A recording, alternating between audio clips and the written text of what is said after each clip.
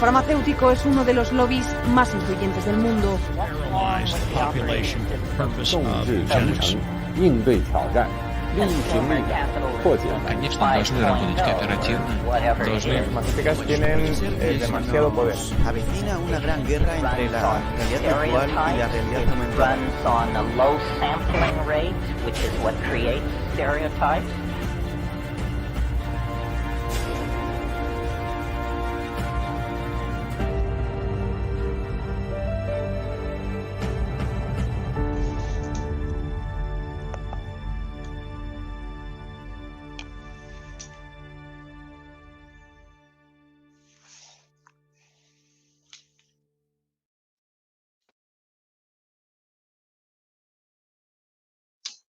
Muy buenas noches, buenos días, dependiendo desde la latitud que nos estén escuchando en esta transmisión en vivo para el canal Asia TV de Argentina. Desde ya enviamos un saludo muy especial a su director Marcelo Ramírez, a la conductora Ivonne Alves, y a todos aquellos, bueno, pues que hacen posible este curso magistral, inédito en su género, Fundamentos de Geopolítica, cuyo espíritu, como ya saben, es pues llevar la geopolítica al público en general de nuestra América. Desde luego, este curso sería imposible sin la colaboración, sin la sinergia con el mencionado de Asia TV de Argentina, la productora internacional de contenido alternativo, el Centro Regional de Estudios Internacionales de Nicaragua, bajo la conducción del doctor Manuel Espinosa, y el espacio de reflexión crítica y estratégica Proyecto Patria, bueno, pues que dirige su humilde servidor, Carlos Mamani, y esta vez transmitiendo por primera vez desde Moscú. Acá nos encontramos, bueno, pues a las 5 de la tarde y ya se oscureció, ¿verdad?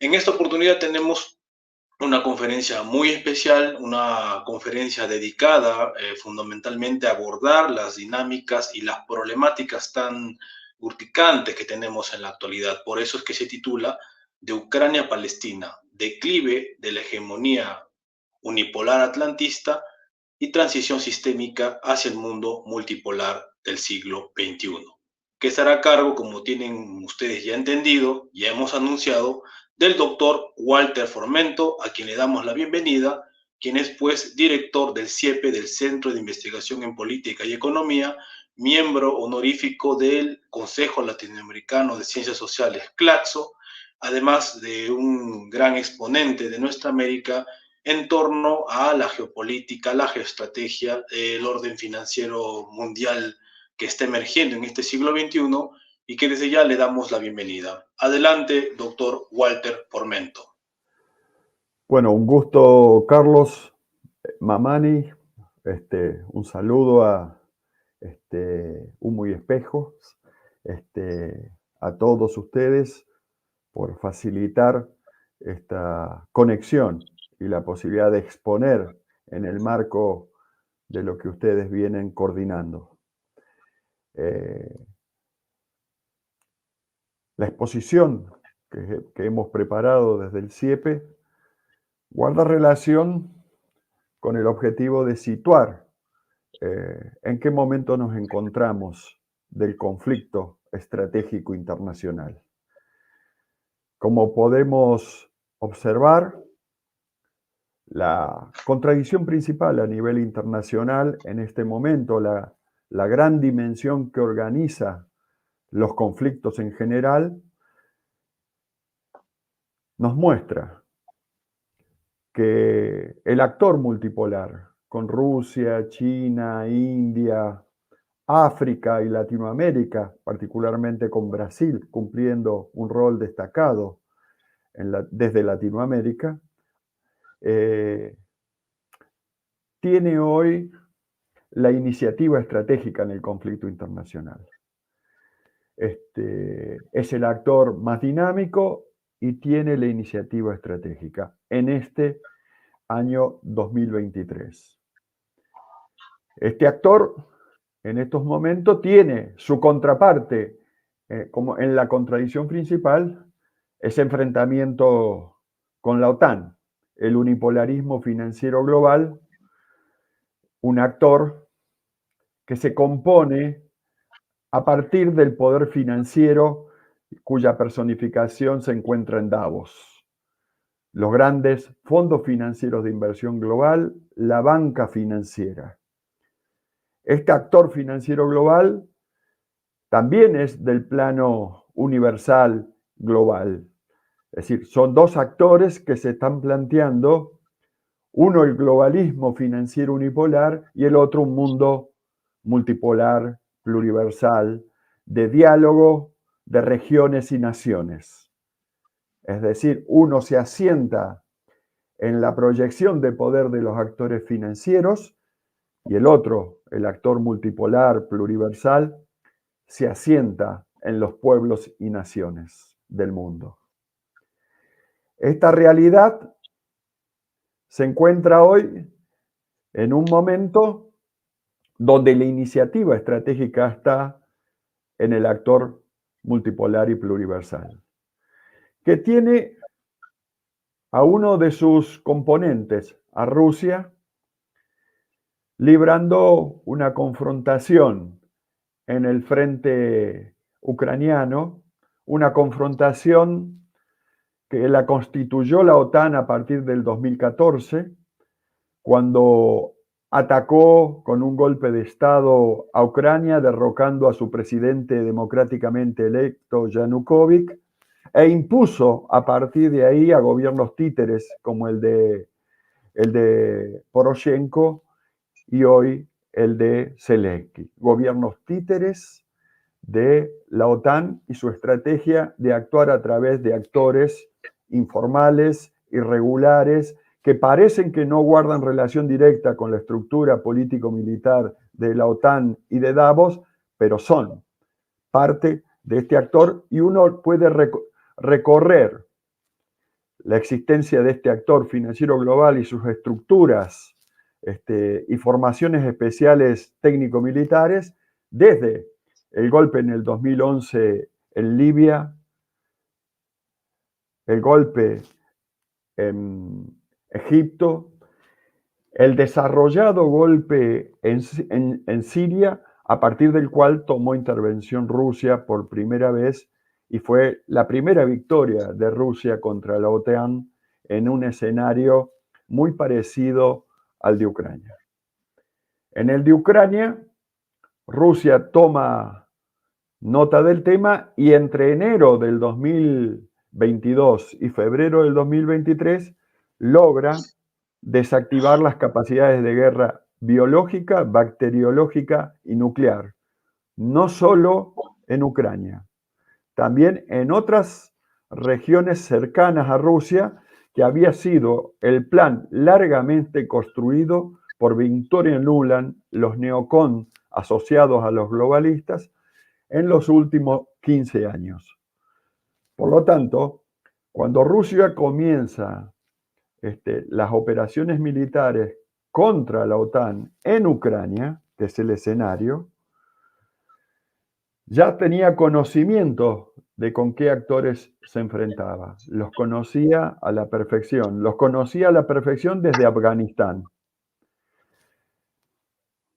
Rusia logra primero golpear de manera estructural a Ucrania desactivando capacidades técnico-militares. En ese momento, en los primeros 6 meses del 2022, la OTAN consideró la posibilidad de que la victoria fuera en un corto tiempo.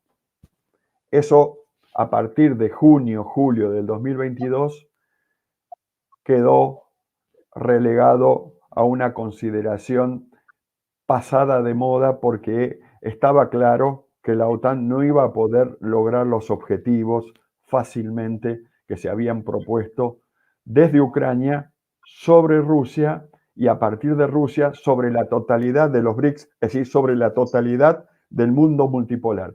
Porque en esa operación sobre Ucrania no está en juego Rusia, porque el objetivo principal de Davos, que reúne a los actores del poder financiero, y a la OTAN, que es su instrumento político-militar, el objetivo era golpear sobre los principales actores del mundo multipolar: Rusia, China, la India, y por otro lado, a actores que consideraba que estaban muy cercanos de profundizar sus relaciones de articulación económica, de la relación económica y cultural a una relación política y cultural como eran Alemania, Francia e Italia. Es importante tener en cuenta este aspecto para entender luego por qué la OTAN y Davos toman la decisión de destruir el Nord Stream 1 y 2.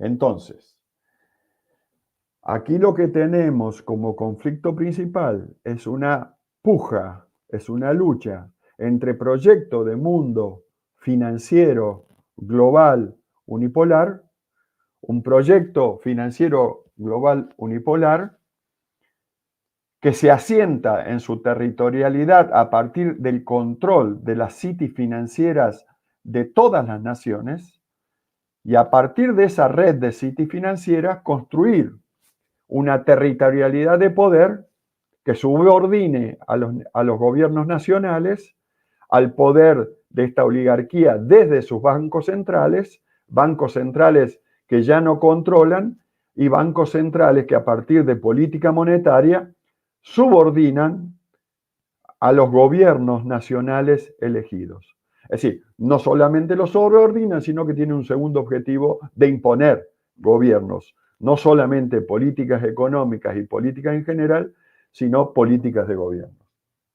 Esa es la confrontación principal. El tema que en el desarrollo de las capacidades de proyectar poder del unipolarismo financiero global de Davos y su instrumento militar, la OTAN, esto la obliga a también consolidar su control de la City financiera de New York, a controlar la City financiera de Londres, pero particularmente cuando da la pelea para controlar la City financiera de New York, inicia la profundización de un conflicto interno con la otra fracción de capital financiero al interior de Estados Unidos, asentada en Texas, un capital financiero de carácter multinacional, es decir, regional,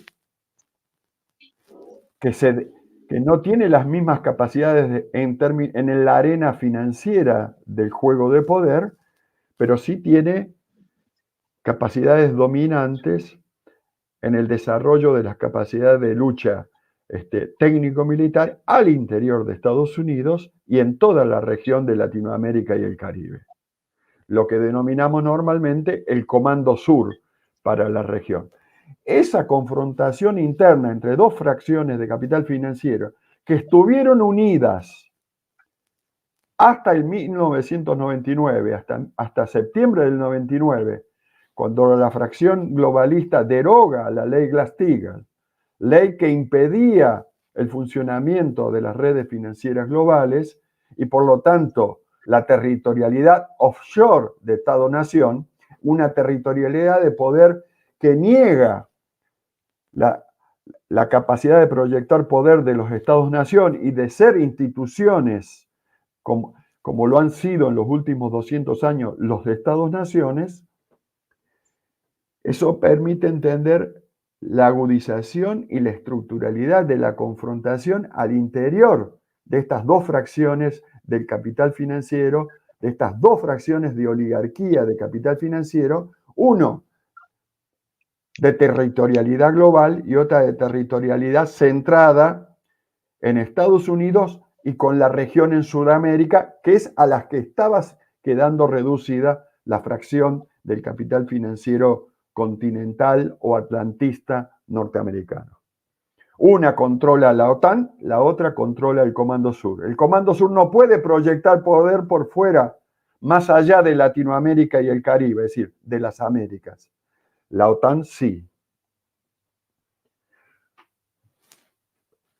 Es importante tener en claro por qué esta contradicción con la otra fracción del poder financiero, particularmente de asiento en Estados Unidos, permite entender también por qué la OTAN y Davos deben recurrir a una estructura técnico-militar basada en mercenarios. Basadas en mercenarios y en empresas privadas de la guerra o corporaciones privadas de la guerra. Corporaciones privadas de la guerra que hicieron sus primeras modos de aparecer allá por el 2011-2015 y se fueron consolidando. Y son estructuras dominantemente mercenarias porque reclutan por fuera de las capacidades de reclutamiento institucional que tienen las entidades Estado-Nación como sujetos institucionales de la autoridad política internacional en la ONU y en general. Por lo tanto, estas nuevas estructuras del poder financiero global chocan con las viejas estructuras de la ONU, de la Organización de las Naciones Unidas, y por eso tratan de recurrir al Consejo de Seguridad, pero incluso han sido bloqueados en el Consejo de Seguridad, donde ya no tienen mayoría por la presencia ahí de Rusia y de China. Dicho esto, el frente ucraniano de Davos y de la OTAN contra Rusia es el primer intento de avanzar sobre un actor financiero de características estratégicas universales, un actor de capacidades de Estado-civilización por su historia y por su despliegue, un actor estrechamente vinculado tanto a la India como a China, que son entre los tres los principales actores que vertebran la Organización de Cooperación de Shanghái, y a partir de ahí toda la Unión Económica Euroasiática, y a partir de ahí lo que se llama la iniciativa de los BRICS y de las nuevas rutas de la seda, tanto terrestres como marítimas.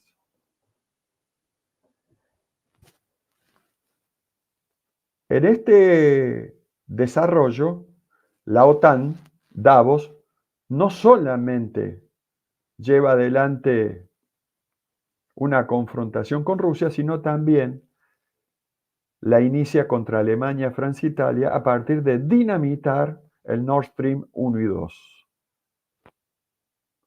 El hecho de dinamitar el Nord Stream 1 y 2 encarece la energía en un 30% para toda la Unión Europea, pero principalmente para Alemania, Francia e Italia, tratando de cortar sus relaciones con China, que es su principal mercado, donde venden sus productos de valor agregado, y de Rusia, que es su gran proveedor de materias primas de todas las características y de todo uso. En esta estrategia de golpear sobre Alemania, Francia e Italia y subordinar a la Unión Europea, la OTAN se plantea instrumentar a Alemania, Francia e Italia y con ellos a la totalidad de la Unión Europea para que hagan de actor sostén de la guerra que la OTAN lleva adelante desde Ucrania sobre Rusia y los BRICS.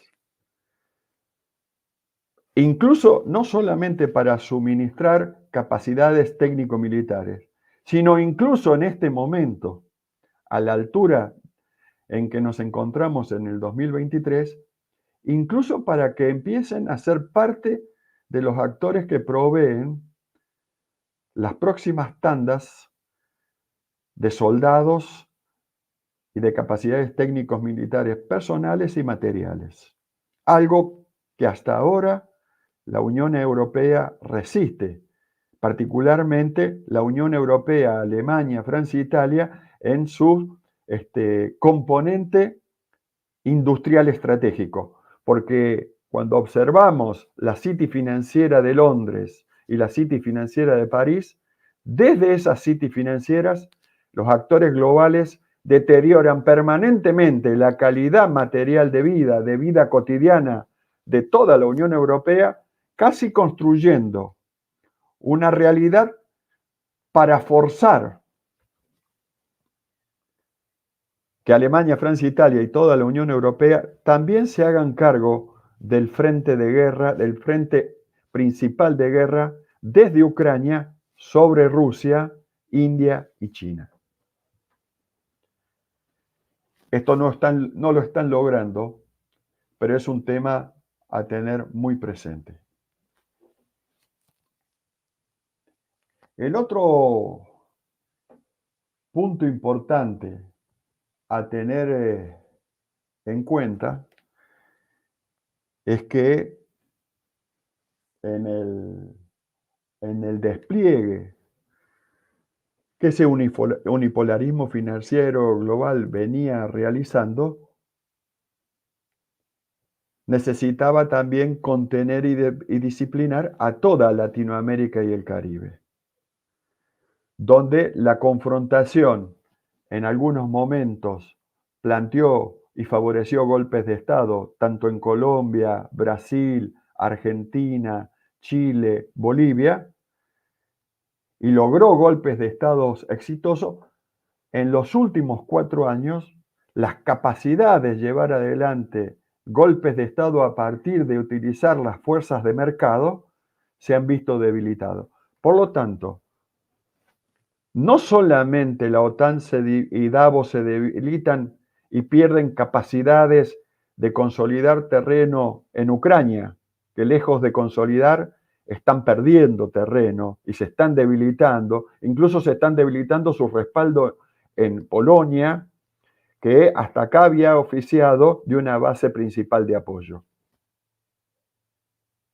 Pero no solamente se debilitan ahí, sino que también se debilitan en otras regiones del mundo. Por eso toma la OTAN, Davos, una segunda decisión de abrir el frente desde Israel. Para eso envía a los 2 portaaviones. Abrir el frente, el segundo frente desde Israel, es abrir un frente desde el Medio Oriente. Algo que lo intentó en el 2011, 2012, 2014, cuando abrió los frentes en Libia, en Egipto, para dar el salto a Siria. En Siria también fue contenido por Rusia, a pedido del Papa Francisco, para que Rusia ayudara a través de las autoridades religiosas rusas, que ayudara a contener la masacre que estaba realizando la OTAN y Davos en Siria. Rusia ingresa en el conflicto, desarticula las capacidades en Siria de proyectar poder militar, técnico-militar de la OTAN y de Davos, y desactiva ese frente. Hoy lo que estamos observando es la decisión de Davos y de la OTAN de reiniciar el segundo frente occidental, que tiene por objetivo cercar a China, cercar a la India y cercar a Rusia. Lo abre instrumentando a Israel como punto de apoyo. Hoy observamos una realidad muy distinta a la del 2014. El mundo está totalmente alerta y observamos inmediatamente cómo toda la región del Medio Oriente, que incluso forma parte de los BRICS desde agosto del 2023, en un número mucho mayor, se encuentra hoy no solamente en disposición y en claridad, sino en condiciones de bloquear e impedir que la OTAN y Davos puedan avanzar en el desarrollo de un segundo frente técnico-militar desde el Mediterráneo sobre el Medio Oriente, y desde el Medio Oriente, con sus capacidades en términos de reserva de petróleo y gas fósil, jugar un rol para debilitar al núcleo principal del multipolarismo, que se sitúa en China, India y Rusia. pero no solamente en estos tres, sino en todo lo que es el mundo de relaciones desarrollada por los BRICS. Por lo tanto, en este momento nos encontramos en términos de este plano de la realidad. ¿Qué observamos? ¿Qué observamos? ¿Qué observamos, por ejemplo, en Brasil y Argentina? Un intento de golpe de mercado. En todo el año 2023, los actores financieros han querido realizar golpe de mercados tanto en Brasil contra Lula como en Argentina contra el proyecto nacional y popular. ¿Cómo es que se solucionó esta instrumentación de guerra económica contra Brasil y contra Argentina? Con el respaldo que realizó China para respaldar la economía brasilera, porque es el gran comprador de materias primas y materias elaboradas de Brasil, desplazando a los actores financieros globales y a los actores financieros norteamericanos un segundo renglón, con lo cual, al tener China el yuan como moneda en la canasta de monedas del FMI, ha tenido la capacidad de bloquear la instrumentación de la guerra financiera como mecanismo para derrotar y subordinar a este Brasil nacional y popular latinoamericano que forma parte de los BRICS y del multipolarismo, y esto que sirvió para consolidar al naciente gobierno de Lula, también sirvió en los últimos 6 meses en Argentina para lograr el mismo objetivo, que las capacidades de golpe de Estado utilizando el mercado no tuvieran éxito en abril del 2023 en Argentina, y en esto colaboró tanto Brasil como China, que hoy son responsables del 57% del comercio exterior argentino, y por lo tanto, la posición de los actores financieros norteamericanos y británicos han quedado en una situación de debilidad, no solamente en términos económicos de comercio exterior, que ya no pueden hacer golpes de mercado, sino también en su capacidad de condicionar con otros instrumentos económicos. Por lo tanto, avanzando, creo que la situación donde el actor financiero global no puede hacer avanzar su estrategia para debilitar al multipolarismo desde Ucrania, no la pudo hacer avanzar desde Israel hasta ahora, y todos los datos están indicando que la posibilidad de hacer avanzar la estrategia de desestabilización desde Israel, instrumentando a Israel como portaaviones terrestre, y que dé pie al uso de sus 2 portaaviones navales que ha movilizado a la zona,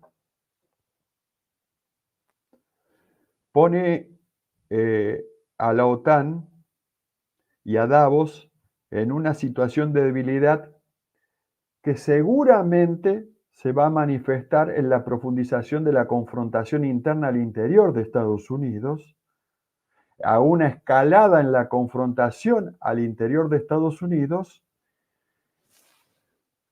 pero me parece también que en los próximos 3 o 4 años no solamente vamos a estar asistiendo a un proceso de desarrollo de la consolidación del multipolarismo pluriversal, con su proyecto para los próximos 100 y 200 años centrado en la producción y el trabajo, en el reconocimiento de las naciones, las regiones y por lo tanto de un multipolarismo de pueblos, naciones y regiones en el marco de una ONU no reducido al Consejo de Seguridad, es decir, de una organización de las Naciones Unidas que va a tener la posibilidad de democratizar su funcionamiento a partir de la Asamblea General y sus 197 naciones que participan.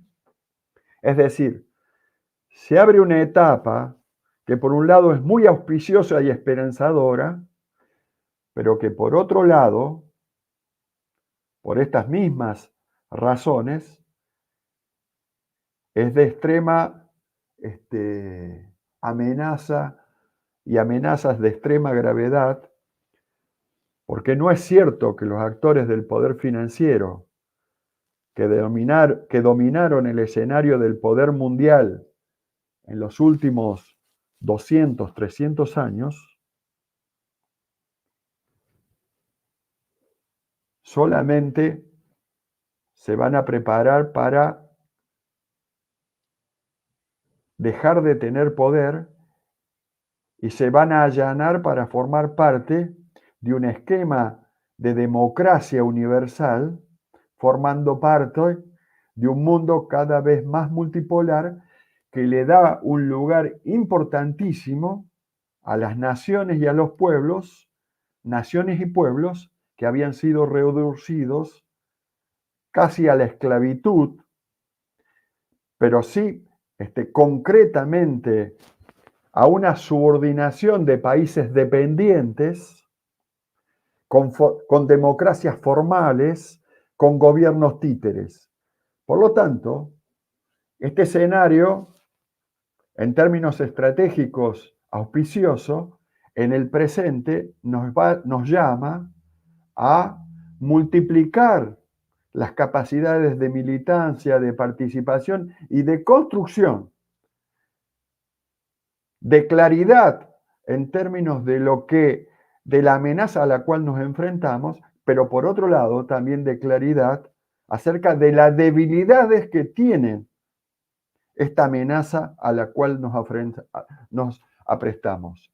Que es cierto que en los próximos 4 o 5 años, son 4 o 5 años donde deberemos estar concentrados en debilitar y desarticular las capacidades de proyección de poder técnico-militar y de guerra psicológica, bacteriológica y biológica de la OTAN y de Davos, pero también, al mismo tiempo, construir esta opción multipolar, que es una opción que los pueblos y las naciones tienen como su única opción de seguir construyendo un mundo que incluya a todos los seres humanos, y no solamente a todos los seres humanos, sino también a la naturaleza. Porque es cierto que el proyecto financiero unipolar y de las transnacionales financieras globales, que se basaron en la monopolización del dinero dominante en el mundo, cuya moneda era el dólar, a partir del 2008-2010, acortaron por decisión propia, por vía artificial, el ciclo de vida de los bienes y servicios. ¿Para qué? Para construir un escenario de obsolescencia programada, para acelerar el ciclo económico de ganancias del ciclo anual a un ciclo trimestral o cuatrimestral, es decir, teniendo 4 ciclos de realización de ganancias por año o 3. Este proceso impactó de lleno en la naturaleza. Por lo tanto, el globalismo unipolar, la OTAN, no solamente es un peligro para la humanidad, sino también es un problema para la naturaleza, es decir, es un problema para todo lo que nosotros llamamos el planeta Tierra. Y la discusión acerca del ecologismo, en el cual la COP nos ha ingresado en ese debate desde 1996, es una discusión y un debate que corre el eje, que distrae, que nos pone a discutir el tema de ecologismo cuando el principal enemigo de la naturaleza es el principal financista de las reuniones de la COP, que es Davos. Por lo tanto, en ese ciclo de acortar la vida útil de los bienes y servicios para multiplicar ganancias y beneficios de sus transnacionales globales, no solamente se lleva puesta la humanidad, es decir, no solamente es una amenaza existencial para la humanidad, sino también es una amenaza existencial para la humanidad. Y en este sentido, la reunión del diálogo ecuménico e interreligioso que conduce el Papa Francisco conjuntamente con todos los referentes de las religiones ecuménicas y religiosas no ecuménica cristiana, son un factor importantísimo también para tener en cuenta, porque son un actor de primer nivel a la hora de construir las capacidades para dar una batalla exitosa contra el proyecto financiero unipolar global que niega no solamente la existencia de los pueblos, sino de las naciones y las regiones. Todo lo contrario de lo que se plantea el multipolarismo BRICS, que parte del reconocimiento de los pueblos, de las naciones y regiones, a las cuales plantea articular en su formato institucional de funcionamiento cotidiano, anual y quinquenal. Esta es la realidad en la que nos encontramos. Este es el por qué es tan importante consolidar la derrota de la OTAN en el frente ucraniano y consolidar también la derrota de la OTAN en el segundo frente que quiere abrir a partir de instrumentar a Israel como portaaviones terrestre. Otro frente va a querer abrir, pero van a seguir la misma lógica de lo que estamos describiendo. Yo daría por terminada mi presentación en este punto. Bueno, agradecemos al doctor Walter Formento, directivo del CIEPE, del Centro de Investigaciones en Política y Economía de la Argentina, y miembro honorífico del Consejo Latinoamericano de Ciencias Sociales, CLACSO, entre otros grandes emprendimientos que ha conducido, por supuesto, y como han visto y han podido apreciar, es un experto a profundidad de asuntos geopolíticos, geoestratégicos, muy ligados a las dinámicas económicas y financieras del siglo XXI.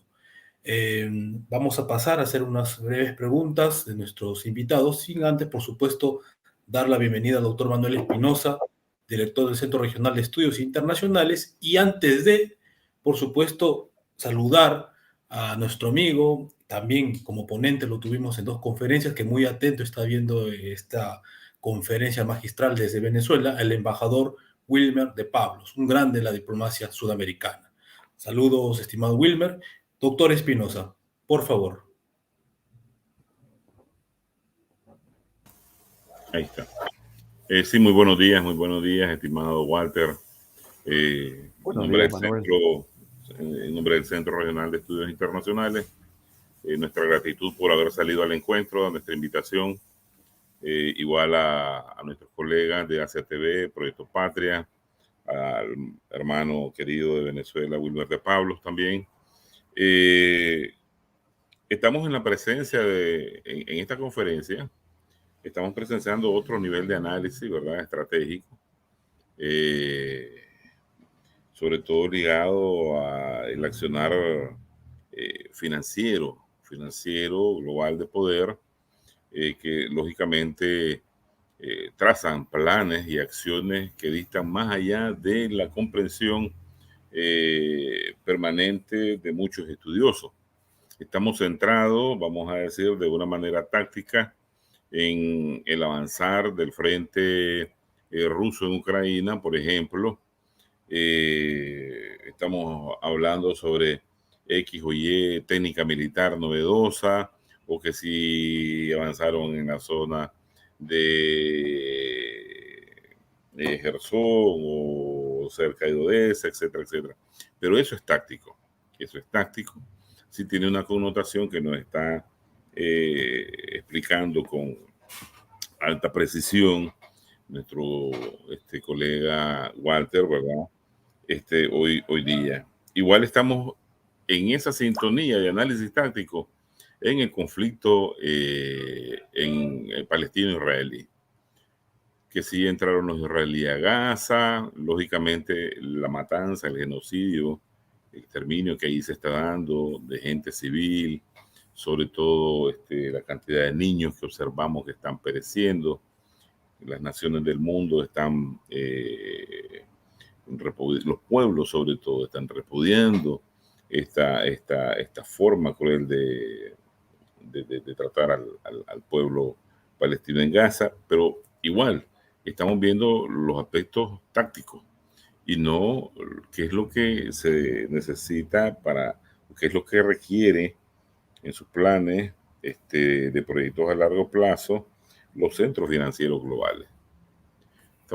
Estamos reviviendo la geopolítica de aseguramiento de enormes zonas territoriales, como es el Medio Oriente, sus rutas marítimas, terrestres, control de comercio, control de recursos energéticos, estratégicos.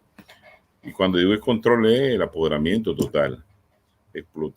Extracción, explotación y comercialización. Entonces, qué interesante disertación. Felicito al maestro Walter por esto y si nos permite hacerle la primera pregunta, ¿verdad? Hay una agenda que se ve a todas luces sobre los recursos estratégicos latinoamericanos. Ya lo ha expresado, no tan diplomáticamente, la jefa del Comando Sur, ¿verdad? Quien no ha entendido ese mensaje, pues no sé hacia dónde se está viendo. Peligra no solo Venezuela, que ha estado en la mira permanente de la agresión norteamericana, sino otros que inclusive no han sentido el golpe del imperio como lo ha sentido Venezuela.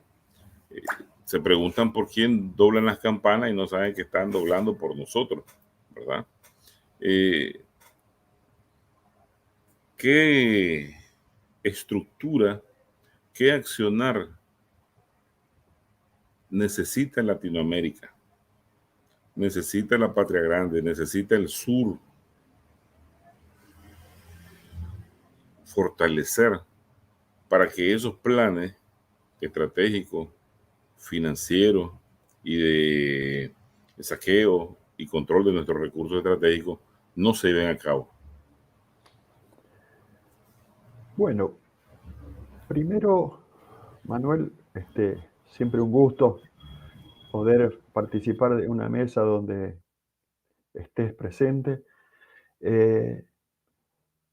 Primero, tener en claro que los golpes de Estado no tienen las mismas características que antes del año 2000.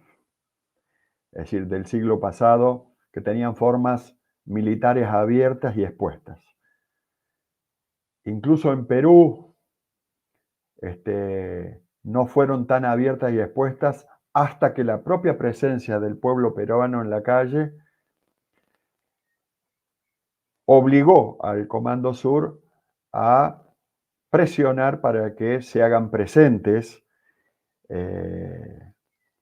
porque bueno, como tienen la capacidad de estrangular la balanza comercial, pero particularmente porque controlan el Banco Central y moneda, eso que es un nuevo tipo de guerra económica disciplina al poder legislativo y a los poderes ejecutivos como no habíamos visto antes. Porque aquí es principalmente un golpe financiero, instrumentado a partir de elementos de mercado, que luego se complementa con policía o con fuerzas policiales o militares. No solo Venezuela, que ha estado en la ¿No? lista Wilmer, permanente de agresión norteamericana. No, inclusive, no han sentido el golpe del imperio. ahora sí, listo. Bueno, aprovecho para darle la bienvenida al embajador Wilmer de Pablos de Venezuela, que ha estado muy atento a la exposición de nuestro maestro Walter Formento y bueno, va también a intervenir en esta sesión. Bienvenido, estimado Wilmer de Pablos.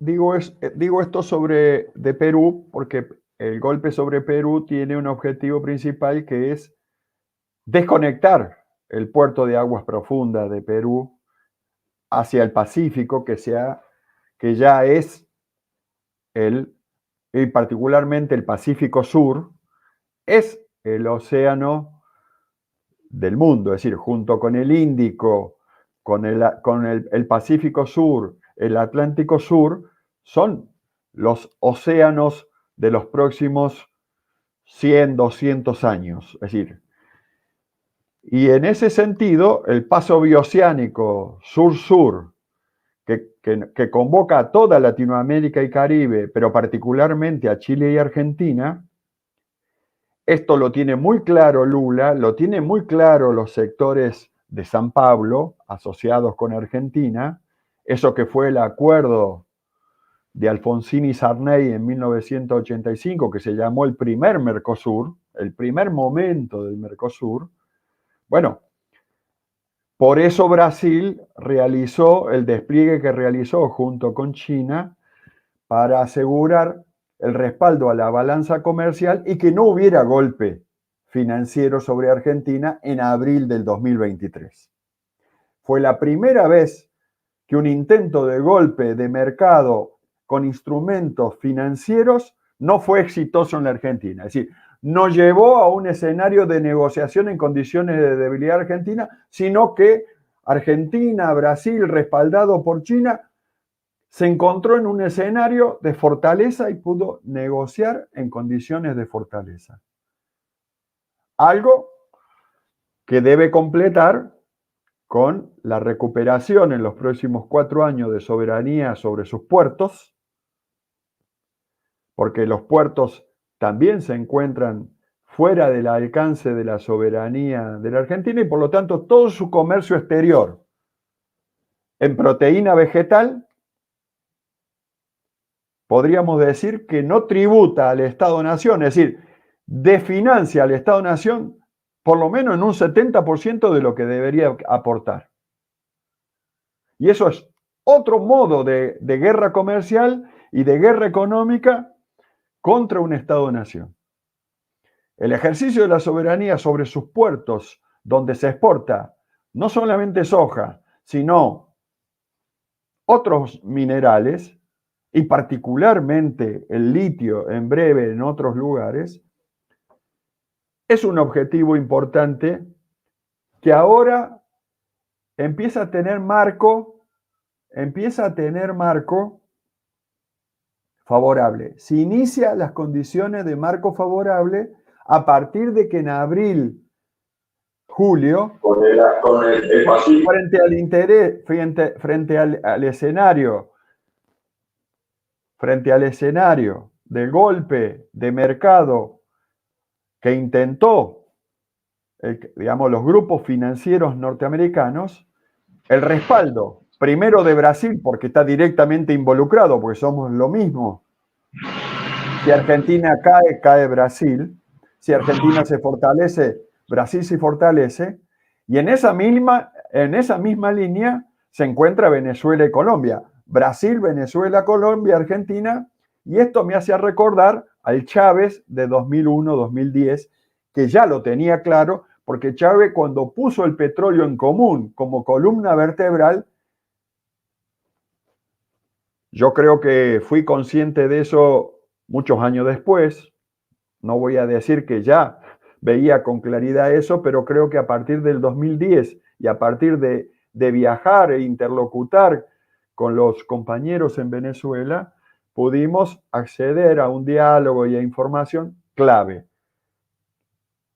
Claro que en ese momento y en ese tiempo, la guerra civil entre fracciones de oligarquía financiera al interior de Estados Unidos no está en este nivel, en este grado de estructuralidad que está hoy.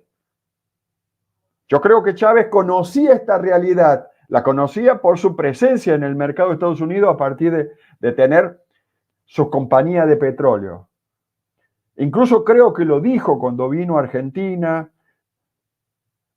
Nosotros no estábamos en condiciones a lo mejor de leer la profundidad de ese dato cualitativamente.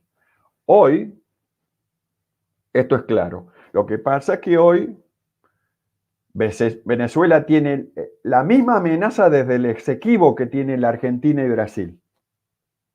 Lo que pasa es que Venezuela, con el hecho mismo de que Colombia, con sus 6 bases militares del Comando Sur, pero tenga un gobierno que abrió frontera y dialoga con el gobierno nacional soberano de Venezuela, genera otro escenario, pero particularmente Chávez y Venezuela construyeron una realidad distinta en la Venezuela a partir de invitar a inversores de los grandes actores internacionales del multipolarismo, como es Rusia, China, Irán, que son socios en la producción y el resguardo de la soberanía del petróleo venezolano en tierra venezolana y en aguas venezolanas en el Mar Caribe, y por lo tanto, yo supongo que ese grado de preparación y alistamiento ya lo tenían presente sobre el escenario que pudiera abrirse en el Esequibo. Bueno, imagínense, la guerra civil al interior de Estados Unidos, que nosotros debemos tomarla en el mismo modo que en la historia cuando nosotros leímos la caída de Roma frente a las hordas mercenarias francas y germanas al servicio de la fracción romana que se expandía, porque eso eran mercenarios al servicio de la Roma, del imperio romano que se expandía y no del que quedaba subordinado. Del mismo modo debemos leer y aproximarnos y actualizarla desde esta realidad actual. Eso es válido para Venezuela y Colombia, que yo festejé el hecho del triunfo del gobierno de Petro, porque eso favoreció la construcción de lo que se haya podido construir. Ahora, es mucho más importante la estructuralidad de la guerra civil entre fracciones de poder financiero al interior de Estados Unidos que todo lo otro que podamos decir después. Por eso hay que decirlo antes. Los frentes que tiene abierto la OTAN y Davos, porque hay que ponerle sujeto a la OTAN, porque la OTAN está enfrentada al Comando Sur. Porque una es la personificación económica de quien conduce el Comando Sur y otra es la que personifica, la conduce la OTAN. Y es importante porque ahí tendríamos no solamente el frente militar, sino el frente comercial y económico en general. Es decir, el petróleo y el gas en quisto es el recurso energético que manipula el unipolarismo financiero global y la OTAN.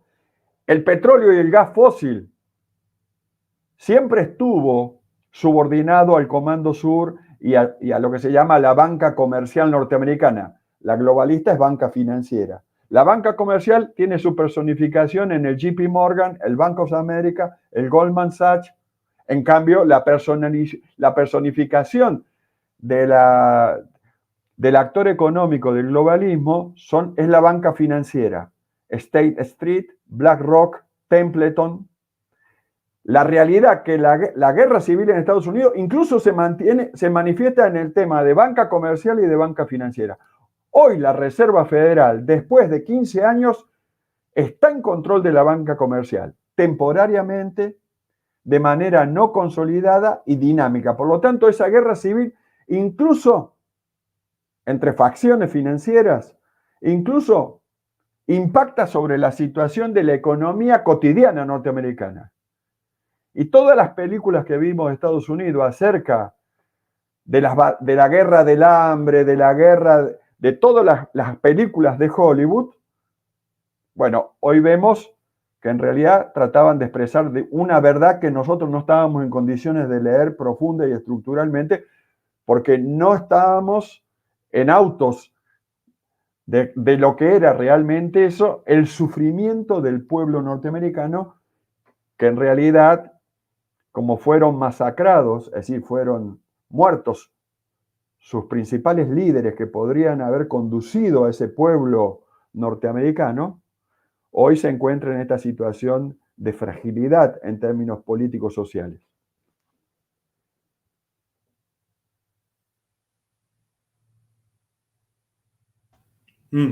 ¿Alguna otra pregunta, doctor Espinosa, para cederle la palabra a nuestro amigo, camarada Wilmer de Pablos? No, cedámosle la palabra a Wilmer. Bienvenido, Wilmer.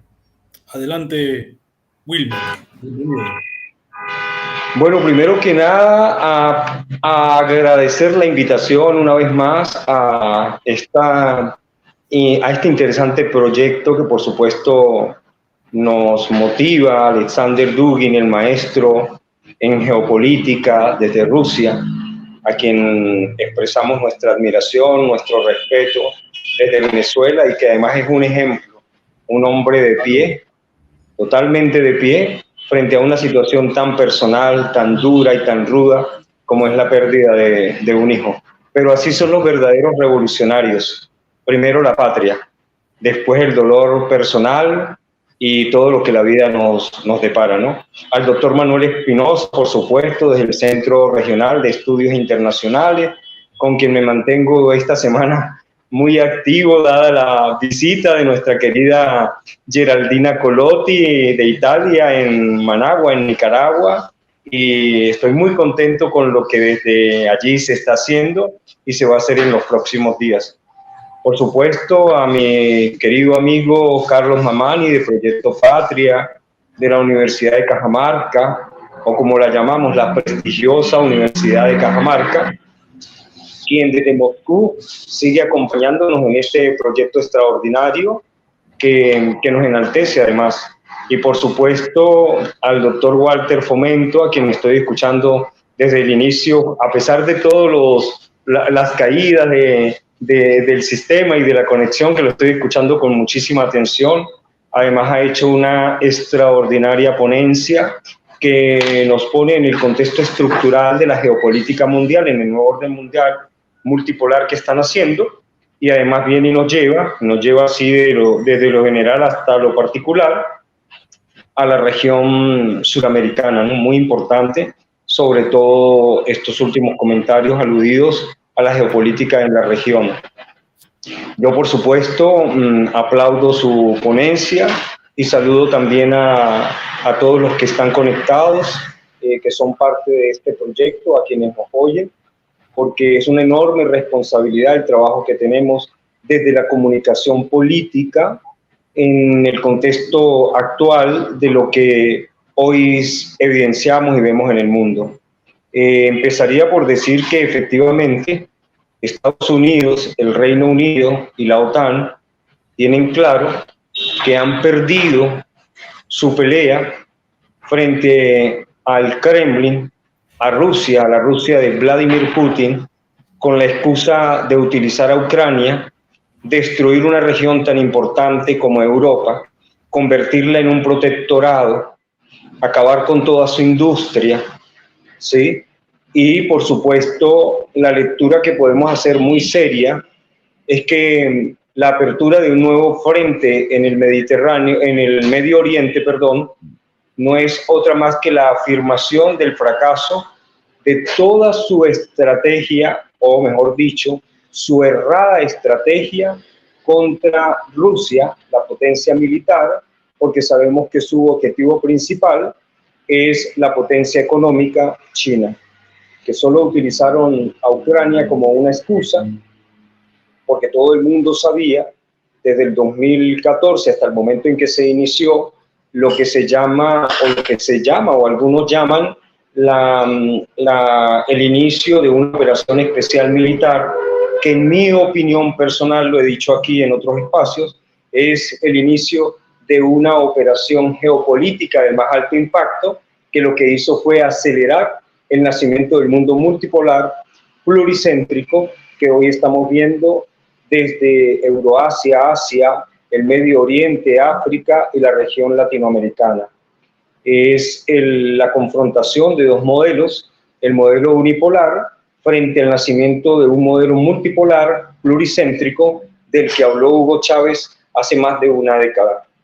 Efectivamente, la lectura que podemos hacer ahí, en ese eje, Estados Unidos, el Reino Unido, sus aliados, Japón, es decir, el mundo unipolar, no es más que la conclusión del fracaso de una política guerrerista errada, además, en la consecución o como objetivo primordial la caída del nacimiento de un actor como China, cuando hace pública su alianza con Rusia, es decir, la alianza de una potencia militar y de una potencia económica para hacer contrapeso al mundo unipolar, que, como lo decía acertadamente el doctor Walter, tenía la hegemonía y el control décadas y siglos, pero que, como todo imperio,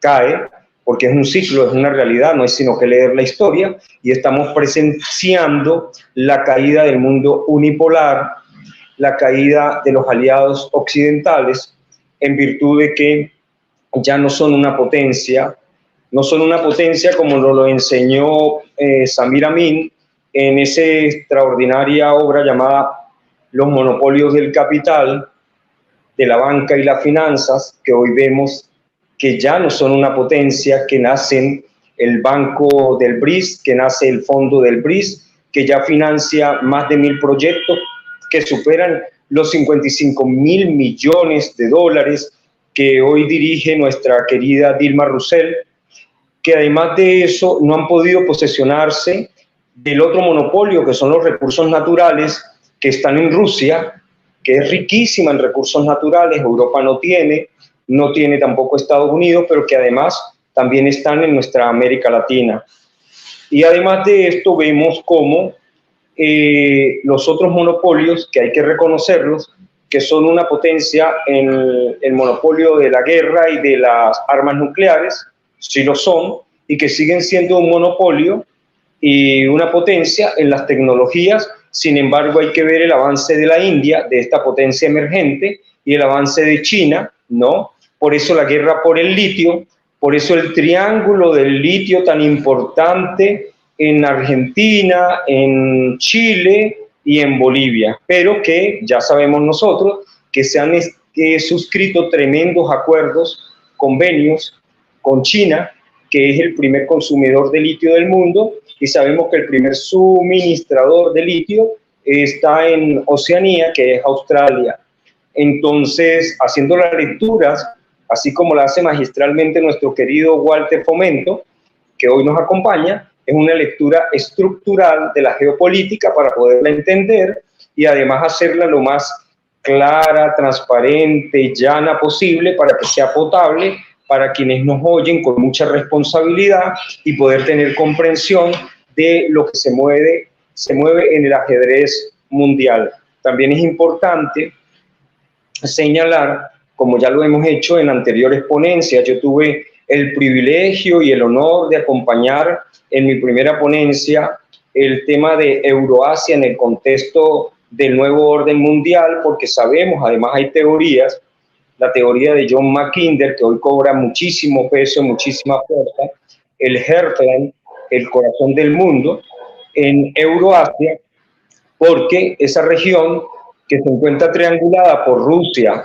por China, por la India, por los países Istán y por parte del Medio Oriente, y mirando por supuesto a la Europa del oeste, hemos visualizado la importancia de esa región, y por eso nosotros no podemos descuidar ese triángulo que allí se presenta. Euroasia es fundamental en la lectura de la nueva geopolítica mundial, en el nacimiento del nuevo orden multipolar y pluricéntrico, porque si no estaríamos haciendo lecturas erradas.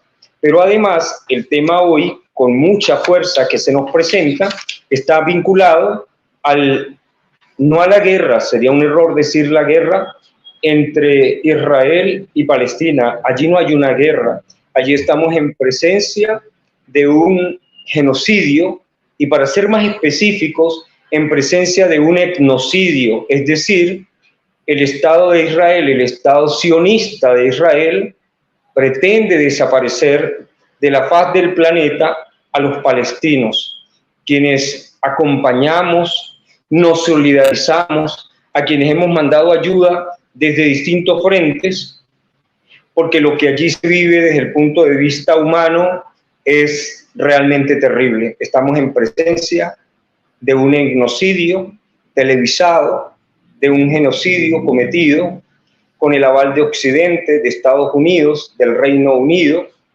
de sus aliados Francia, Europa. Hablamos de los gobiernos de Europa, no del pueblo hermano de Europa, y por supuesto de los aliados occidentales. ¿Por qué? Porque desde la lectura que hacemos, desde la geopolítica, no solamente se trata del descubrimiento reciente del gas en el mar de Gaza, de Palestina, ¿no? Gas geoestratégicamente y geopolíticamente muy valioso para Estados Unidos e Israel en la actualidad, cuando se han casado una enorme pelea con Rusia, cuando se han casado una enorme pelea con el propio Medio Oriente. Pero nosotros, nuestra lectura no solamente puede ser la lectura de un etnocidio o de un genocidio, sino hay que mirar los recursos estratégicos que allí existe el gas, pero además hay que mirar, como lo decía, y me aplauso por eso a la visión del doctor Walter Fomento, porque su visión es totalmente acertada. El objetivo estratégico es Irán. Irán, porque Irán es la piedra angular para bloquear a China, para bloquear a la India y para bloquear a Rusia con los proyectos geopolíticos y estratégicos que los vincularían con el Medio Oriente, Europa y por supuesto con África, específicamente con Etiopía. El canciller nuestro, Iván Gil, se encuentra recorriendo África. Es del conocimiento público que Venezuela está haciendo un trabajo extraordinario que refuerza el trabajo que hizo el presidente Hugo Chávez cuando estableció relaciones con el bloque africano en casi todos los 54 países que existen en el África. Y que hoy nosotros entendemos la importancia del bloque africano en el nacimiento del nuevo orden multipolar y pluripolar, porque Chávez nos dejó las líneas gruesas de la nueva geopolítica y de la visión multipolar de este mundo que están haciendo, que él visualizó hace 15 años y del que nos empezó a hablar desde el principio. Ustedes recordarán las giras del presidente Hugo Chávez de inmediato en su mandato hacia el Medio Oriente, hacia Asia, hacia Rusia, hacia Europa y hacia el bloque africano. ¿Por qué? Porque Chávez tenía una visión clara del nacimiento del nuevo orden mundial que haría contrapeso a ese mundo unipolar y pluripolar que hoy estamos visualizando. Es importante resaltar, por supuesto, que la alianza entre Irán y Arabia Saudita, que en la que el actor fundamental Xi Jinping tuvo un peso muy importante, es un elemento de contrapeso muy fuerte para Estados Unidos y sus aliados, y sobre todo para Israel. Pero además de eso, es importante señalar que América Latina no se escapa de este análisis. América Latina, desde México hasta la Patagonia, es clave en el contexto de lo que hoy se juega en el ajedrez político o geopolítico mundial. ¿Por qué? Lo decía el doctor también allí, cuando mencionaba el Comando Sur, cuando nuestro querido Manuel Espinosa hacía referencia también a lo que hemos visto recientemente en las giras hechas por la generala o jefa del Comando Sur, cuando abierta y públicamente se pasea por la región suramericana, específicamente Suramérica, para hacer referencia a nuestros recursos, dice ella, a nuestros recursos, ¿no? Como si la soberanía y la independencia y los estados-nación estamos pintados y simplemente ella, desde su verbo, se apropia desde nuestros recursos. Ya lo dijimos en la segunda conferencia que tuve el honor y el placer de acompañar en este extraordinario proyecto al que aplaudo y que aplaudo de pie además, porque traer el libro, la obra, el tratado del doctor Alexander Dugin, ¿sí?, en el que nos muestra, por supuesto, una visión amplia de la geopolítica y de una forma sencilla y además en español. Para mí esto es tremendamente satisfactorio. Su participación en el segundo capítulo de este proyecto de la Universidad de la prestigiosa Universidad de Cajamarca, con Proyecto Patria y además con el Centro Regional de Estudios Internacionales que dirige el doctor Manuel Espinosa desde Managua, Nicaragua. De verdad es extraordinario esta ventana que nos permite conectarnos a todos de una forma muy clara y muy sencilla, que se haga potable a todos los que participan. Es importantísimo resaltar, por supuesto, que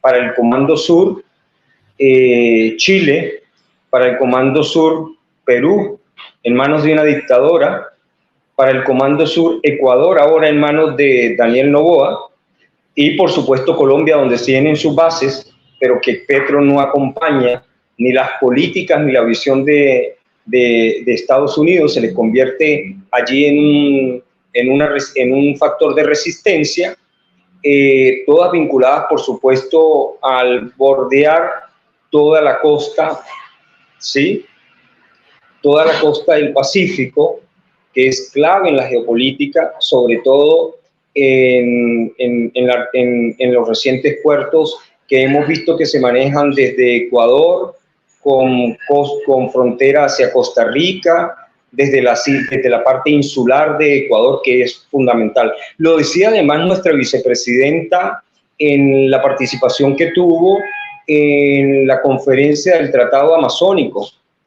En la región no solamente tenemos al Comando Sur, también tenemos a la OTAN, la tenemos en Colombia y la tenemos en Perú, y además nosotros tenemos claro que su objetivo estratégico es apropiarse de los recursos de la región para mercantilizar, ¿sí?, mercantilizar nuestros recursos naturales, y por eso su llamado temprano en ese momento. Pero además hay un tema muy importante que acaba de abordar nuestro amigo el doctor que nos acompaña, referido a la Guayana Esequiba. Ya lo hemos conversado, lo conversamos en una segunda ponencia, porque ustedes saben que Venezuela desde hace 2 siglos tiene una zona en reclamación que les invito a hacer el paralelismo entre lo que ocurre en Palestina y el paralelismo de lo que se nos presenta hoy en razón de la Guayana Esequiba. Fíjense que el actor, el dador, el regalador de las tierras, del terreno, de la región, no es más que el Reino Unido o la antigua, el Reino Británico, ¿sí? Pero además, detrás de los actores actuales, sigue existiendo el Reino Unido. Allí están trabajando desde que la ExxonMobil en el 2015 hizo unos estudios que están publicados en las redes, donde se descubren extraordinarios yacimientos de petróleo, de gas, de oro, de tierras raras, entre otras, y que además, violando el Acuerdo de Ginebra, utilizando al títere gobierno de Guyana, lastimosamente, lastimosamente al títere gobierno de Guyana se han otorgado unas concesiones que le han permitido a 3 transnacionales empezar a hacer los trabajos de exploración en nuestra región, que por supuesto Venezuela no reconoce, y además lo hemos advertido desde nuestra Cancillería. Hay más de un comunicado advertido que no reconocemos ninguna firma ni suscripción de contrato porque son nulos desde su nacimiento, porque violan el Acuerdo de Ginebra, único instrumento en el que Venezuela se afinca para resolver la controversia con el hermano pueblo guyanés. Es importante resaltar que Venezuela no reconoce a la Corte Internacional de Justicia porque por mandato de nuestra Constitución sería violación de nuestra propia soberanía y no nos permitimos, ¿sí?, subordinarnos a estructuras, sobre todo a estas estructuras que lastimosamente, al igual que Naciones Unidas, han sido permeadas, financiadas e instrumentalizadas por el hegemón norteamericano y sus aliados. Lo que es del conocimiento público, basta simplemente analizar la cronología de los hechos de Palestina para entender que el vergonzoso secretario hoy de Naciones Unidas no le quedó otra que al final pronunciarse, ¿no?, para no lastimar e incomodar al Estado sionista de Israel y a su hegemón, el títere que lo manipula, Estados Unidos. Pero nosotros desde Venezuela estamos planteando un referéndum consultivo. En Venezuela existe la figura del referéndum consultivo, donde estamos haciendo 5 preguntas, y ustedes saben que activar un referéndum consultivo es activar el poder constituyente. Y le estamos preguntando al poder constituyente, el poder sagrado del pueblo venezolano, el poder más importante del pueblo venezolano es la voz del pueblo. Y lo estamos consultando a través de 5 preguntas que tendrán dinamización el día 3 de diciembre, donde el pueblo responderá a las 5 preguntas presentadas y activadas por el Poder Legislativo, la Asamblea Nacional, tal cual lo establece la Constitución de la República Bolivariana de Venezuela, porque a partir de esas respuestas, Venezuela, su gobierno, sus Fuerzas Armadas, su pueblo, en perfecta unidad, como nos enseñó Chávez, unidad, unidad y más unidad, o la oligarquía nos devorará. Chávez nos enseñó que el principio de toda lucha es la unidad, y defender la soberanía territorial de nuestro Estado implícitamente conlleva a la consulta de nuestro pueblo. Y en virtud de esto, nosotros activamos el mecanismo porque tenemos claro que en el contexto de la geopolítica mundial, dado el frente que abrió Estados Unidos y sus aliados contra Rusia, un gran proveedor de petróleo, de gas y de otras energías, el frente que acaba de abrir en el Medio Oriente, entendiendo que su objetivo no solamente es el etnocidio, que no solamente es el gas a las costas de la Franja de Gaza, sino que además su objetivo fundamental y estratégico es contra Irán, porque esto sería fundamental para bloquear la ruta de la seda, para bloquear a la India, para bloquear a Rusia con los proyectos estratégicos que se tienen hacia el Medio Oriente, hacia África y hacia América Latina. Es decir, la pérdida de la hegemonía norteamericana o de Estados Unidos y sus aliados, o decir del poder occidental. Nosotros tenemos claro, porque Chávez nos lo enseñó, nuestro pueblo lo tiene claro, que nuestra posición geopolítica y nuestra posición geoestratégica, en virtud de las riquezas de petróleo, porque tenemos la reserva más importante de petróleo, que ustedes lo saben, certificada por más de 300 años, pero que los expertos dicen que no solo son 300 años, que son 500 años, estamos hablando de 5 siglos de energía de petróleo, que no ha sido sustituida hasta el día de hoy, pero además acabamos de certificar la riqueza de oro más importante del mundo, y ustedes saben lo que pesa el oro en este momento, sobre todo en el nacimiento de las nuevas monedas nacionales, regionales y la nueva moneda del BRICS. Imagínense el peso de Venezuela una vez pasemos a formar parte del BRICS en el próximo año, cuando asuma Rusia a partir del 2014, como lo hará por supuesto Argentina, como lo harán los otros dos países que están ya formalizados, pero que además ustedes lo saben todos, que son más de 40 y algo de países que están solicitando el ingreso al nuevo bloque multipolar y policéntrico llamado el BRICS, que lo constituye Brasil, Rusia, India, China y Sudáfrica. Es importantísimo saber que nosotros estamos a 4 horas en barco de Estados Unidos y no es ingenuo el levantamiento temporal de las medidas de suspensión, de las medidas coercitivas unilaterales, llamadas erróneamente sanciones, que acaba de hacer el hegemón norteamericano hacia el país Venezuela, porque somos el único proveedor cercano y seguro de energía, y ustedes saben lo que eso significa en el contexto de un conflicto geopolítico y de las guerras que se están jugando en el mundo. Yo no los quiero cansar. Gracias por esta participación. Creo que media hora es más que suficiente. Una vez más, agradecer por la invitación. Seguimos trabajando desde Venezuela, de la Venezuela soberana, la Venezuela libre, y por supuesto la historia no nos conoce por ser un país invasor, la historia nos conoce por ser un país libertario que levantó la espada de Bolívar, que seguiremos levantando la espada de Bolívar para defender la soberanía territorial.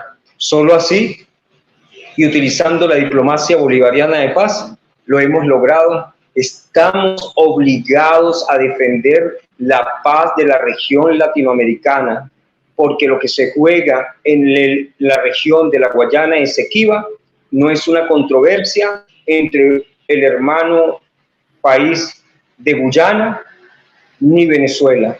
Estamos hablando de la intención clara y evidente del Comando Sur, de sus aliados del Medio Oriente, de sus aliados de Europa, queriendo crear en Venezuela, a partir de la Guyana Esequiba, el nuevo enclave del Israel latinoamericano, y no lo vamos a permitir.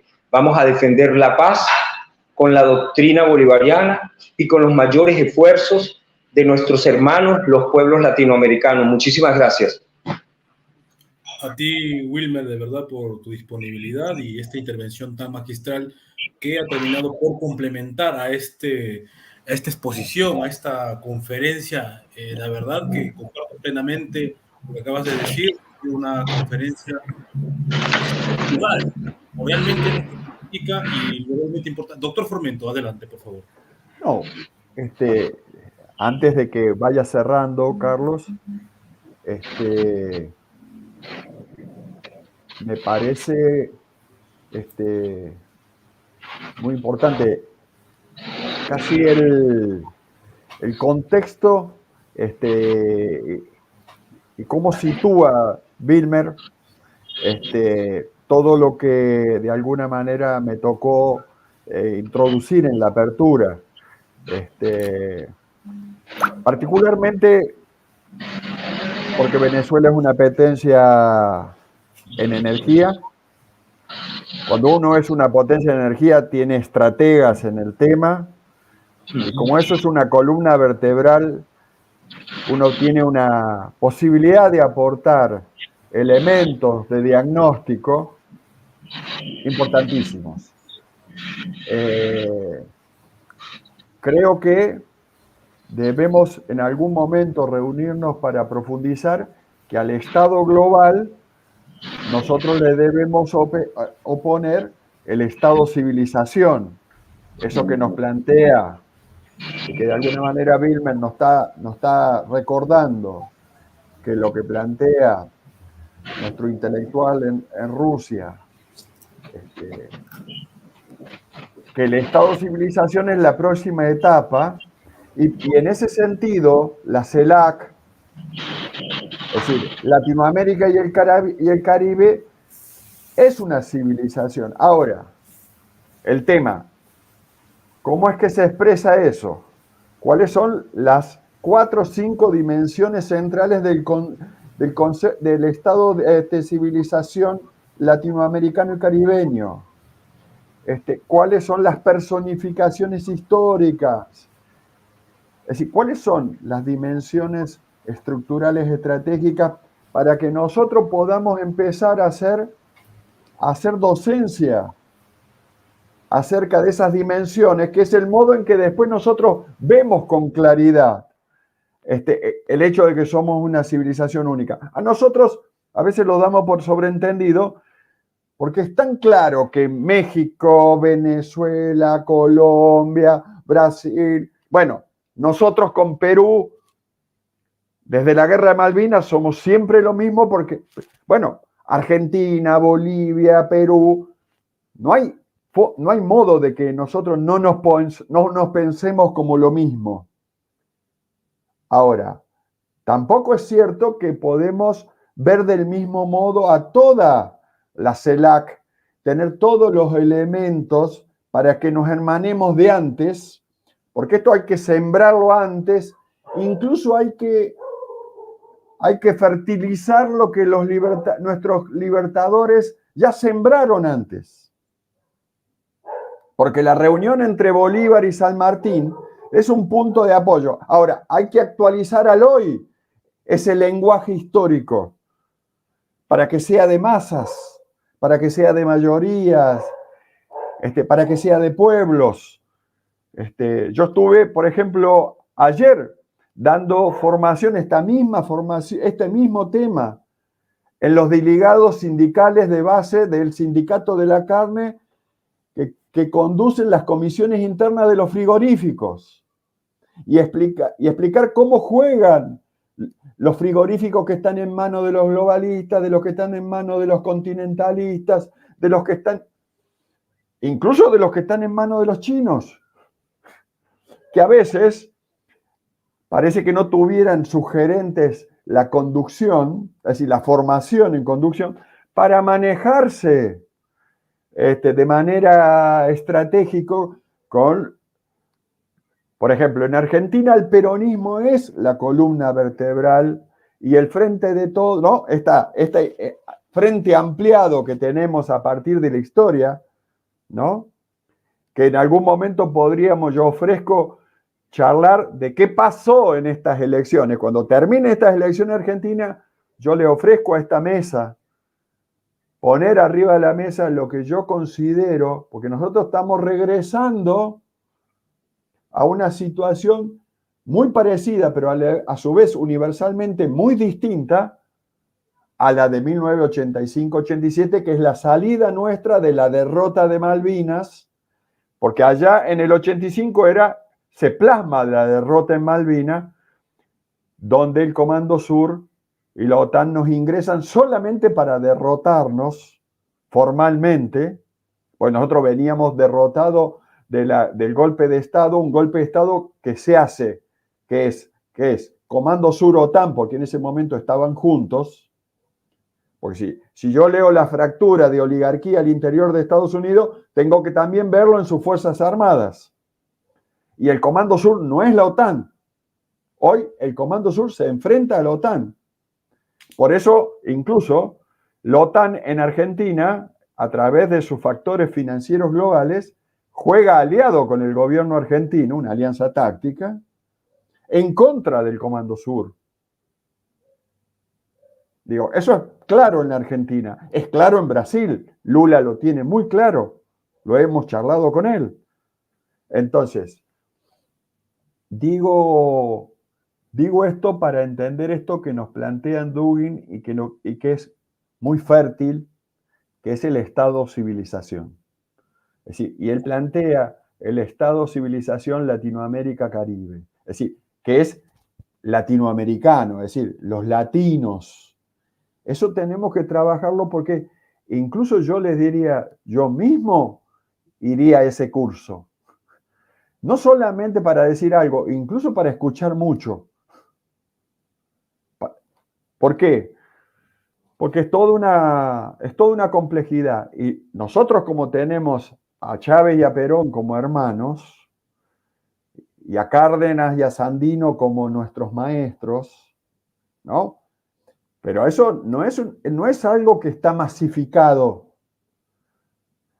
Ahora, por lo menos estemos preparados. Es decir, esto Por ejemplo, yo en el 2001, yo en el 99 formaba parte de la mesa Chávez presidente. Yo milité en Argentina, Chávez presidente, 1999, 2000, 2001. Fui invitado hasta el 2008. Bueno, esos son modos. ¿Cómo no nos preparamos nosotros que somos predicadores también, no solamente investigadores? Incluso con esta realidad que dice Dugin, porque Dugin cuando habla del Estado-civilización, él sabe que hay un actor que es el diálogo interreligioso y ecuménico, que Chávez manejaba muy bien, porque él tenía la doble mediación de las dimensiones, porque no negaba las religiones en función de las cuestiones político-estratégicas, sino que la combinaba. Entonces, por ejemplo, en el diálogo ecuménico e interreligioso, en esa mesa que se reúne, por ejemplo, el Papa Francisco con el jefe de Putin, que es Cirilo. Porque la entrada de Rusia en Siria, en el 2014, que se habló en el 2012 y 2013, pero el ingreso de Rusia en el 2014 con las nuevas tecnologías de la guerra electrónica, fue un diálogo entre el Papa Francisco y Cirilo. Porque la OTAN estaba masacrando a los pueblos cristianos que nunca habían sido judíos, es decir, que eran anteriores al judaísmo. Entonces, digo esto porque los liderazgos religiosos están cumpliendo una función geopolítico-estratégico. Y tenemos que incorporarlo porque a veces por las propias formaciones ideológicas nosotros habíamos negado, y las religiones son componentes civilizatorios. Digo, esa dimensión del debate yo lo digo y lo propongo para poder aprender. Voy a decir lo que tengo para decir, pero en realidad lo que más me voy a llevar es lo que tengo para aprender. Y Dugin lo maneja, es su especialidad.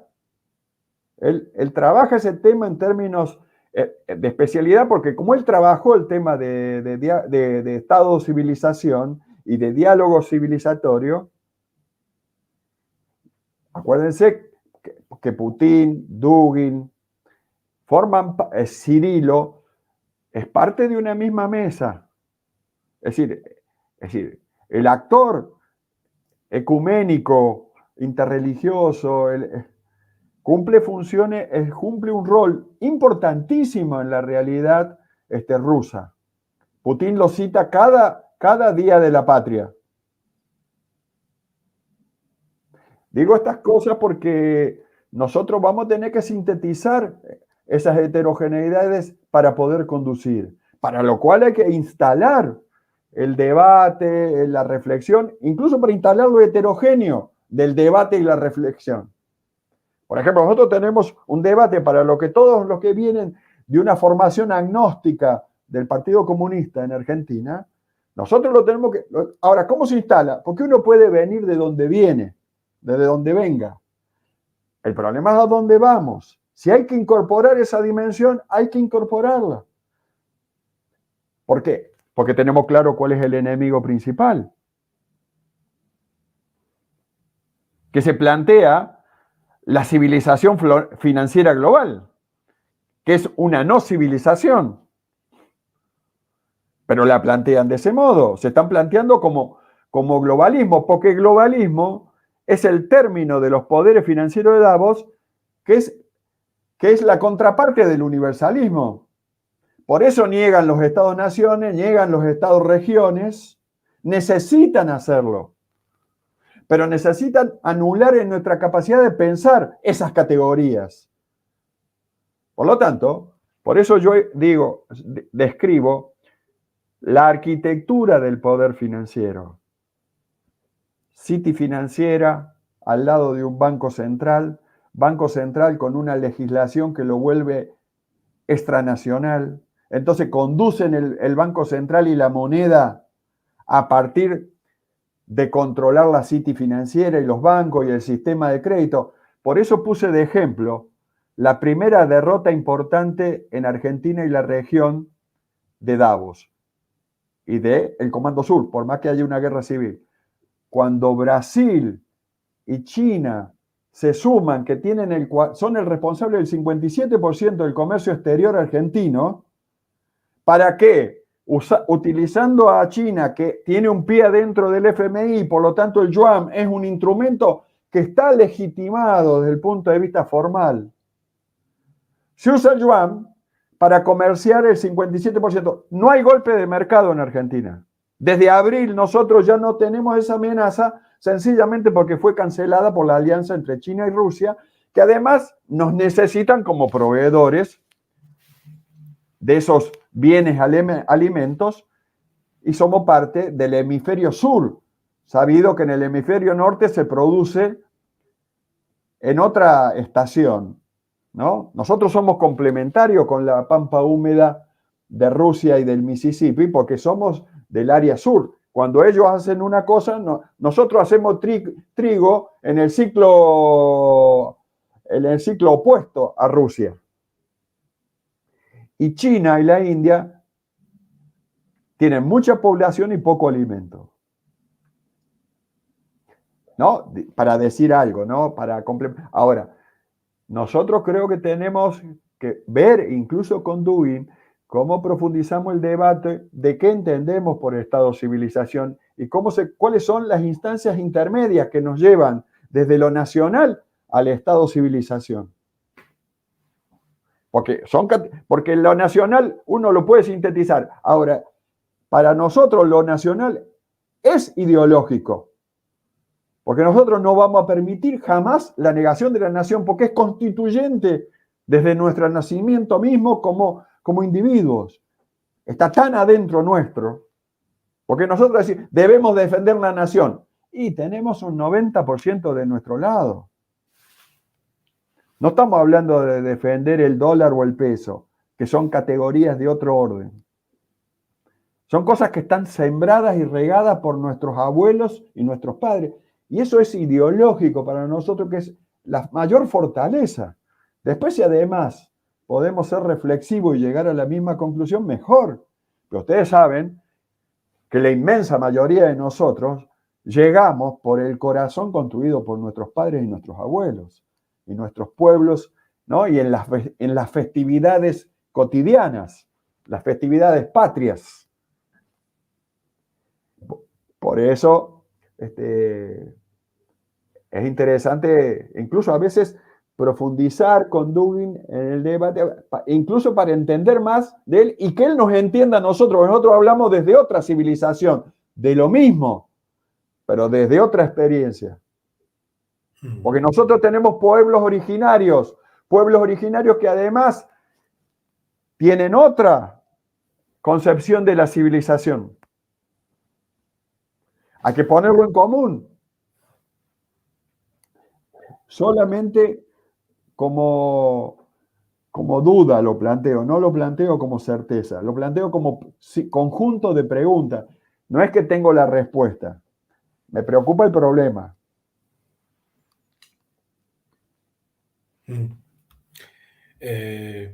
Muchas gracias, doctor Walter Formento. La verdad es que a todo nuestro público les agradecemos. Van a disculpar por de repente no pasar las preguntas, puesto que estamos sobre la hora y creo que voy a serles sincero. Yo, pues, por supuesto que las expectativas siempre son grandes cuando tenemos al doctor Walter Formento, que no es un desconocido para la casa, por el contrario, es un amigo para Asia TV.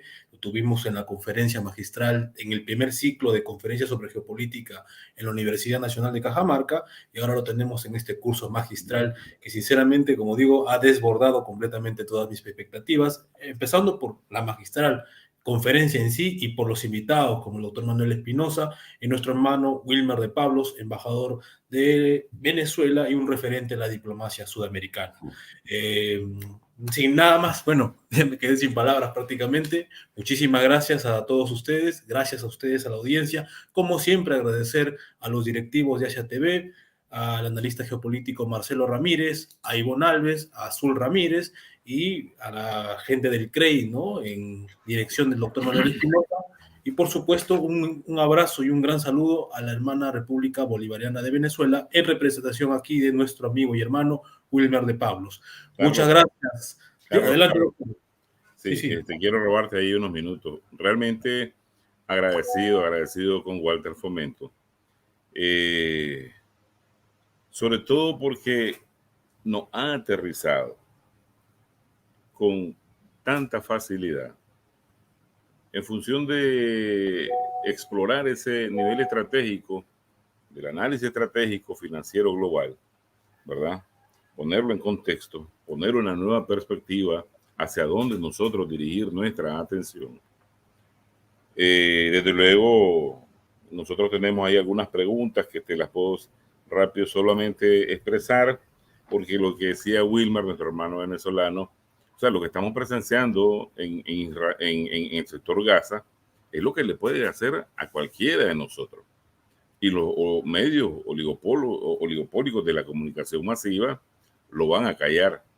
Y entonces esos portaaviones que van o que ya están en la región, que van para Irán, que inmediatamente los analistas a nivel global lo deducieron, y esto va para ellos, no para Gaza. O sea, jamás Hezbollah no van a batirse pues con esa fuerza militar, esa capacidad. Esto es para un estado convencional, porque precisamente quieren ellos destruir Irán, controlar toda la zona. Ya se reactivaron en Siria, ¿verdad? Los norteamericanos, y controlar, como decía Netanyahu en las Naciones Unidas, un nuevo orden en el Medio Oriente y que garantice una ruta petrolera de suministro a petróleo con el control de ellos, ¿verdad? Pero bien, hay que prestar atención, pero en lo personal estoy muy de acuerdo y encantado con la perspectiva que él le da a nuestro trabajo, ¿verdad? Nosotros no solo somos investigadores, no solo somos estudiosos, tenemos que ser divulgadores, tenemos que ser apóstoles de la información estratégica a nuestras bases, a nuestras masas. Y yo creo que eso es el aporte principal que estamos haciendo todos nosotros, todos los colegas estudiosos de los diferentes países que han venido aquí a disertar sobre temas muy profundos. Tenemos todos nuestros colegas, son de lujo. Y tenemos a dos aquí, a Walter y a Wilmer, son de lujo. Y a nosotros nos preguntan cuánto más va a durar, nos felicitan, es importante, esto no lo tenemos a diario, ¿verdad? Y felicito a Walter ese trabajo que hace a nivel de base. El académico no es de un título colgado ahí, no. El académico es un revolucionario, es un cantor que tiene una guitarra que es un arma, y esta arma es un instrumento, ¿verdad? De transmisión de información estratégica para alerta de los pueblos, que lleve a ese fin, a la unidad continental, a esa construcción del Estado civilizatorio, la patria grande, como nosotros añoramos, ¿verdad? Entonces, desde ya quiero invocar de nuevo a Walter Fomento que venga y diserte sobre esa visión del Estado civilizatorio del maestro Dugin, ¿verdad? Que esté con nosotros Wilmer de nuevo, ¿verdad? Que encuentre tiempo, le agradecemos. Él está siempre ocupado, pero está con nosotros de corazón y ahora presencia, qué bueno. Y que cuando tú digas, Walter, sobre la conferencia sobre el Estado civilizatorio, que me parece con una urgencia, una necesidad urgente, llevar hasta cada una de las personas en el continente, independientemente de cómo piensen, ¿verdad? Que tenemos que unirnos para ese futuro que Walter está marcando, ese futuro que nos están marcando. Ya ellos diseñaron ese Juego de Tronos, ese Juego del Hambre, esas tantas películas de los zombies están ahí. Ahora la vemos en Gaza, ¿verdad? Entonces, él nos está alertando sobre lo que va a venir y sobre lo que nosotros tenemos que hacer. Te agradezco, Walter, te agradezco, Wilmer. Excelente, hermanos, nuestra gratitud. Tienes la palabra, Walter. Manuel, no, solamente para no apropiarme. Yo estoy preocupado por ese tema y me pongo, yo trato de entender qué nos propone Dugin con el concepto de Estado y civilización. Inmediatamente, como el otro actor de plano universal, porque a nosotros nos queda claro qué queremos ser como multipolarismo, como pluriversal, ¿no? Ahora, el globalismo unipolar, que es el otro actor de plano general universal, que se está planteando, que es tan importante esa guerra civil que marcamos, que es muy importante tener en claro eso. A mí me interesó, yo hace desde el 99, 2001, que estudio la crisis financiera global y la arquitectura del poder financiero global. Porque me interesa saber sobre qué bases se asienta su proyecto de poder y su proyección de poder. Y por eso hago hincapié en banca financiera, puertos, City financiera, Banco Central. Denme el control de la moneda y yo haré la guerra económica. Ni siquiera necesito hacer ninguna guerra cultural ni militar. No, por eso la guerra por el control de la moneda. Por eso puse el ejemplo del acuerdo Brasil-China para defender a la Argentina en el marco de un golpe de Estado por golpe de mercado, ¿no? A partir del jaque que hace el FMI. ¿Y cómo salimos? Porque el dato concreto de la realidad que ustedes lo buscan y aparece en Google es un dato de la realidad. ¿Cómo sucedió? Sucedió y además puede seguir sucediendo en los próximos 40 años, porque ya eso es una realidad estructural, económica, material. Solo una fractura en el terreno de lo estratégico y lo político entre Argentina, Brasil y China podría no volver a dar las condiciones marcos para que ahí hubiera una fortaleza. Solo nuestra división. Por eso era tan importante que ganara Lula. Por eso es tan importante el triunfo electoral ahora de nuestro candidato, digamos, construido en fórmula de masa, ¿no? Digo, que es el candidato que nosotros hemos puesto ahí para que cumpla esa función y sintetice la heterogeneidad que hay que sintetizar en este momento. Donde el sector de Davos está presente en la fórmula electoral. Por eso es tan importante el análisis político estratégico de fondo, porque después cuando llegamos al análisis político electoral, donde está lleno de grises no deseables, los compañeros pueden entender por qué esos agregados no amigables eran necesarios en términos electorales, porque lo ponen en relación a la situación de análisis de poder estratégico de fondo, para lo cual hay que entender que lo electoral es un momento mucho más superficial que el de fondo. Porque la cuestión del poder es un momento mucho más de fondo que la electoral, que tiene que ver con el poder. Ahora, ¿qué existe en nuestra conciencia en el 90% de los casos? Las elecciones. Lo electoral, esa es la dimensión que instala incluso los grandes oponentes estratégicos. Por eso es tan importante los análisis de fondo para hacer ese ida y vuelta con la cuestión electoral. Y aquí solamente lo dejo como preocupación y como pregunta, Manuel. Vos sabés que no tengo la respuesta, pero viste que una buena pregunta es el 50% de una posibilidad de respuesta.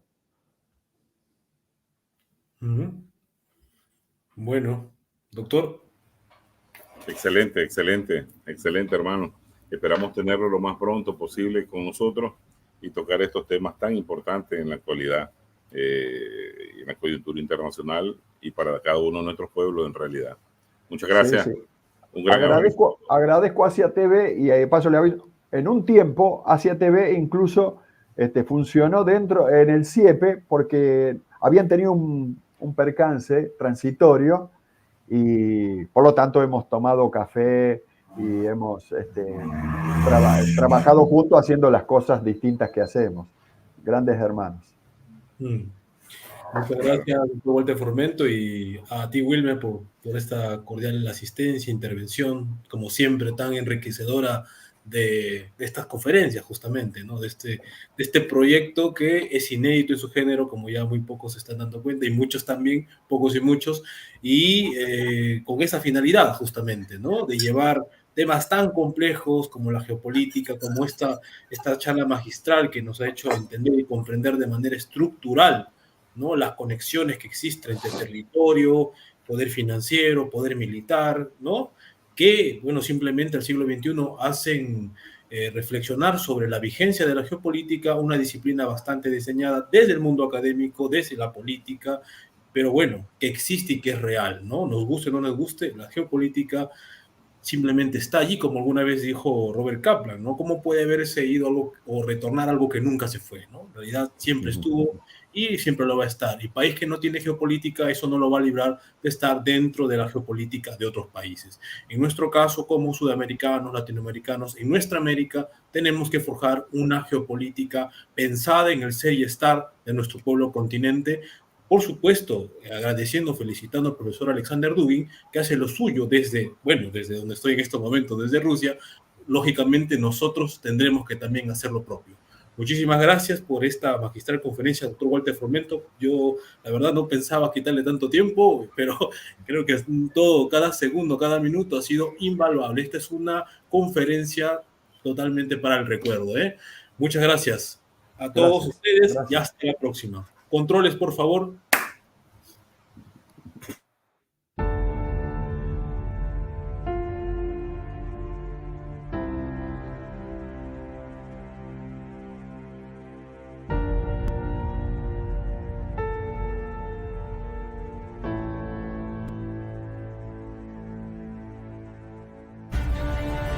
El farmacéutico es uno de los lobbies más influyentes del mundo.